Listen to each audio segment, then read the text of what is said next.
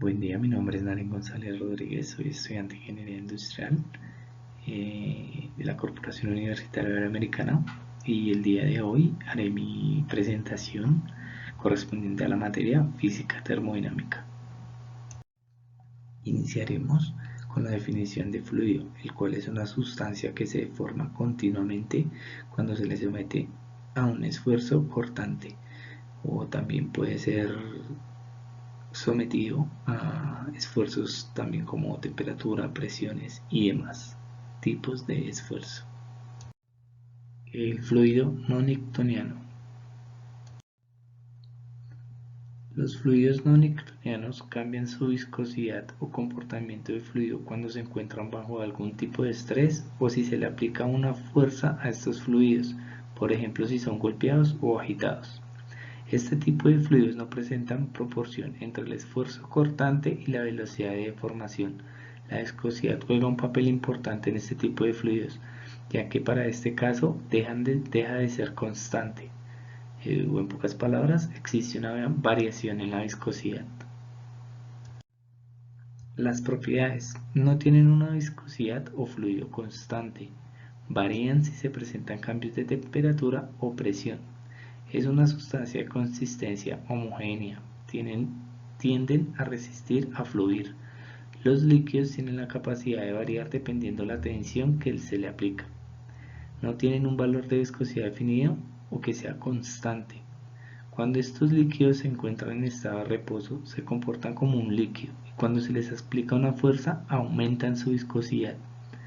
La viscosidad de los fluidos varía según su esfuerzo constante. Dentro de sus usos más comunes tenemos jabones, pasta de dientes, alimentos como la mantequilla, el queso, la mermelada, la salsa de tomate, mayonesa, el caramelo masticable y el yogur. En la naturaleza lo podemos encontrar como el magma, la lava. Dentro de los fluidos biológicos lo podemos encontrar como en sangre, la saliva, la mucosa, el líquido sinovial, el lodo y el cemento. Un buen ejemplo de estos fluidos pues lo podemos encontrar, como decíamos anteriormente, en el líquido sinovial. Pues este líquido es de suma importancia para nuestras articulaciones, ya que este es el que permite el movimiento de nuestras articulaciones. Como lo vemos normalmente, es un líquido el cual pues debe ser denso para permitir ese libre movimiento de las articulaciones, pero este cambia su viscosidad cuando tenemos algún trauma o algún golpe, digámoslo así, en alguna articulación.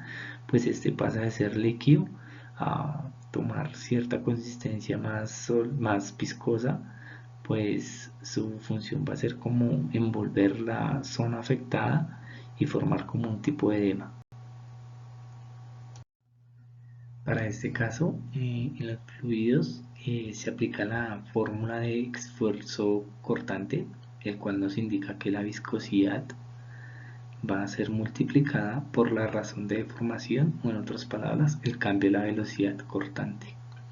Como lo podemos ver en la gráfica, tenemos relacionada el esfuerzo cortante junto con la velocidad cortante. Tenemos tres ejemplos de comparación, el cual tenemos un aceite, un agua y el aire. Queremos comparar su viscosidad.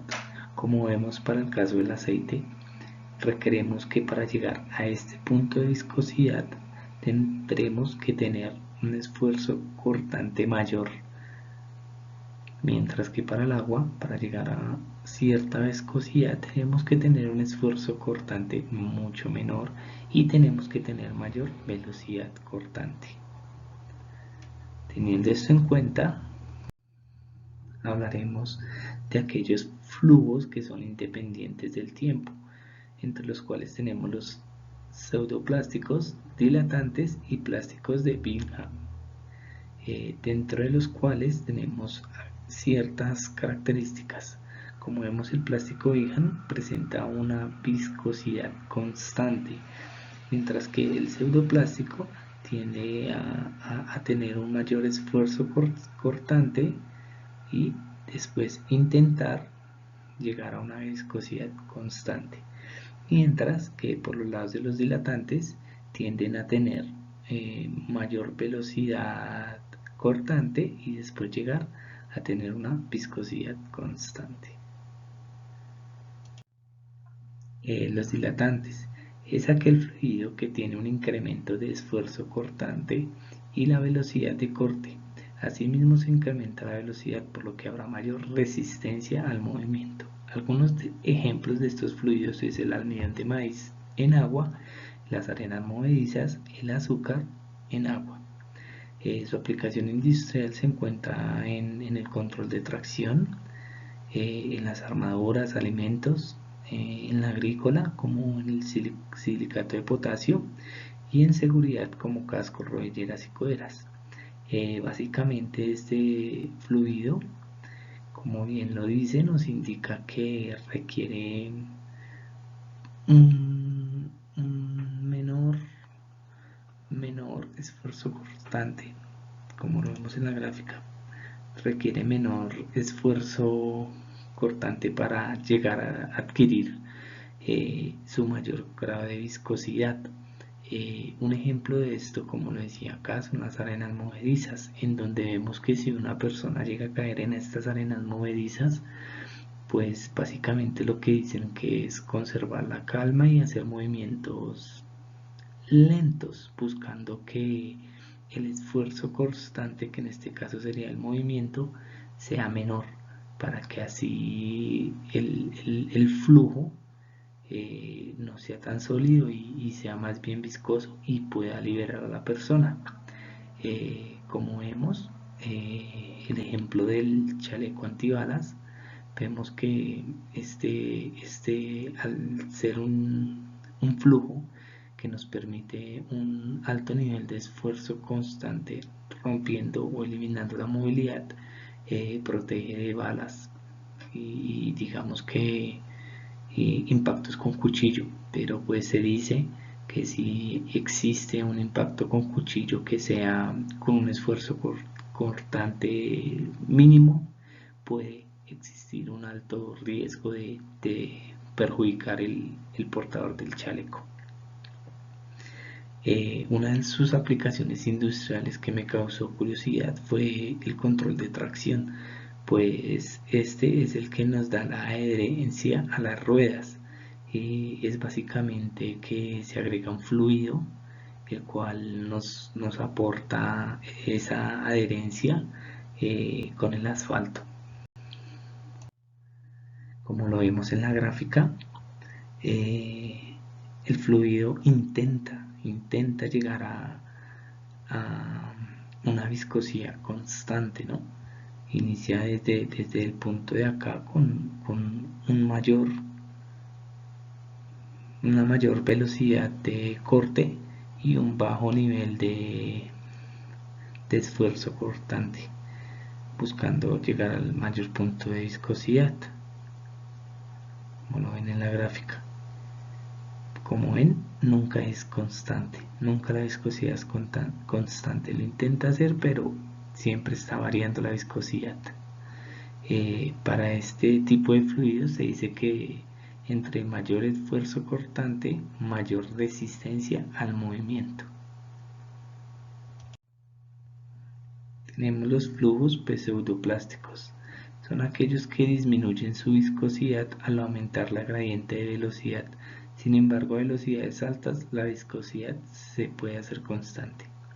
Tenemos como ejemplo la miel, las pinturas, soluciones de polímeros, mermeladas, la sangre humana, zumos de frutas.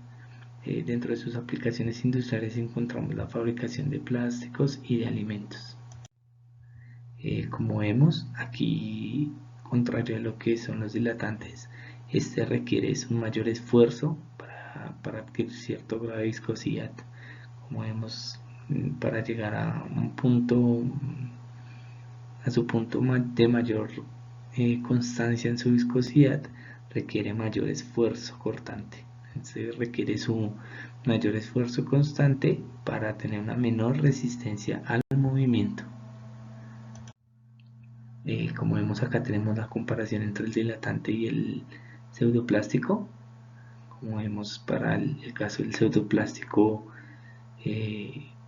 su viscosidad disminuye al tener mayor esfuerzo cortante, y por el otro lado el dilatante, su viscosidad aumenta al tener mayor esfuerzo cortante. Por otro lado tenemos el plástico de Big Gum.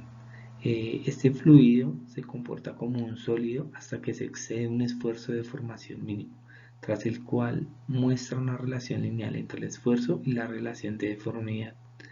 Son conocidos como fluidos de tapón de flujo, ya que requieren un nivel significativo de esfuerzo de corte. Los podemos encontrar en las suspensiones de arcilla, los de perforación, pastas de dientes, salsa de tomate, mayonesa, el chocolate y la miel.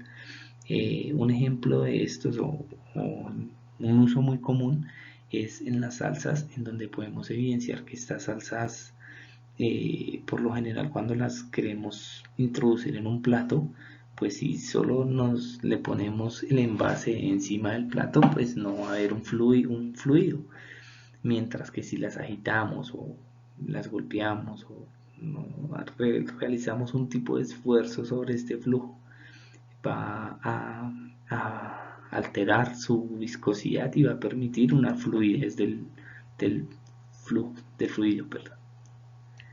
Como vemos en la gráfica, este plástico de Big Gum requiere para llegar a tener viscosidad y flujo un esfuerzo cortante, ya que si no existe este esfuerzo cortante, el fluido será semisólido. Ya después de adquirir un esfuerzo cortante, empieza a adquirir y aumentar, pues obviamente, su viscosidad, teniendo en cuenta que para este caso su viscosidad es constante.